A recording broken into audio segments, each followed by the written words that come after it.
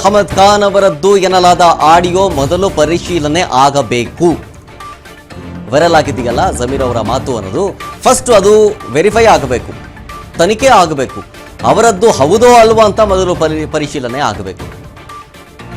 ಅದರ ರಿಸಲ್ಟ್ ನೋಡಿಕೊಂಡು ಅದರ ಮೇಲೆ ಮುಂದಿನ ಕ್ರಮವನ್ನ ಕೈಗೊಳ್ಳಬಹುದು. ಅಲ್ಲಿ ತನಕ ಏನು ಆಕ್ಷನ್ ತಗೊಳ್ಕೊಳ್ಳಾಗತ್ತೆ?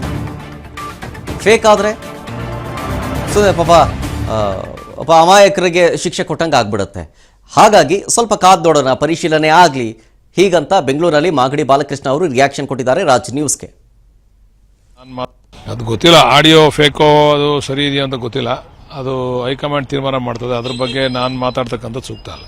ಅದು ಗೊತ್ತಿಲ್ಲ, ಆಡಿಯೋ ಫೇಕೋ ಅದು ಸರಿ ಇದೆಯಾ ಅಂತ ಗೊತ್ತಿಲ್ಲ. ಅದು ಹೈಕಮಾಂಡ್ ತೀರ್ಮಾನ ಮಾಡ್ತದೆ. ಅದ್ರ ಬಗ್ಗೆ ನಾನು ಮಾತಾಡ್ತಕ್ಕಂಥದ್ದು ಸೂಕ್ತ ಅಲ್ಲ. ನೋಡಿ, ಪ್ರಮುಖವಾಗಿ ಗಮನಿಸಬೇಕಾಗಿರೋದು ಜಮೀರ್ ಅಹಮದ್ ಖಾನ್ ಅವರ ಈ ಒಂದು ಆಡಿಯೋ, ಅಂದರೆ ಅವರು ಮಾತಾಡಿದ್ದಾರೆ ಅನ್ನಲಾದಂತಹ ಈ ಒಂದು ಆಡಿಯೋ ಈ ಸಂದರ್ಭದಲ್ಲಿ ಯಾರು ರಿಲೀಸ್ ಮಾಡಿದ್ರು? ವಿರೋಧಿಗಳು ಅನ್ನೋದಾದರೆ ವಿಪಕ್ಷದವರಂತೂ ಆಗಿರ್ಲಿಕ್ಕಿಲ್ಲ. ಯಾಕೆಂದ್ರೆ ಇಫ್ ಇನ್ ಕೇಸ್ ಅದು ವಿಪಕ್ಷದವರೇ ಆಗಬೇಕು ಅನ್ನೋದು ಆಗಿದ್ದಿದ್ರೆ ಅದನ್ನ ಎಲೆಕ್ಷನ್ ಟೈಮ್ನಲ್ಲೇ, ಬೈ ಎಲೆಕ್ಷನ್ ಟೈಮ್ನಲ್ಲೇ ರಿಲೀಸ್ ಮಾಡಬಹುದಾಗಿತ್ತು. ಆದರೆ ಸಚಿವ ಸಂಪುಟ ಸರ್ಕಸ್ನ ಸಂದರ್ಭದಲ್ಲಿ ರಿಲೀಸ್ ಮಾಡಿದ್ದಾರೆ ಅನ್ನೋದಾದ್ರೆ ತಮ್ಮದೇ ಪಕ್ಷದ ಯಾರೋ ವಿರೋಧಿಗಳು ಮಾಡಿದ್ದಾರೆ ಅನ್ನುವಂಥ ಮಾತು ಮೇಲ್ನೋಟಕ್ಕೆ ಸ್ಪಷ್ಟ. ನೋಡೋಣ ಹೈಕಮಾಂಡ್ ಏನು ಡಿಸಿಷನ್ ತಗೊಳ್ಕೊಳ್ಳುತ್ತೆ, ತನಿಖೆಯಲ್ಲಿ ಏನು ಗೊತ್ತಾಗುತ್ತೆ ಅನ್ನೋದನ್ನ.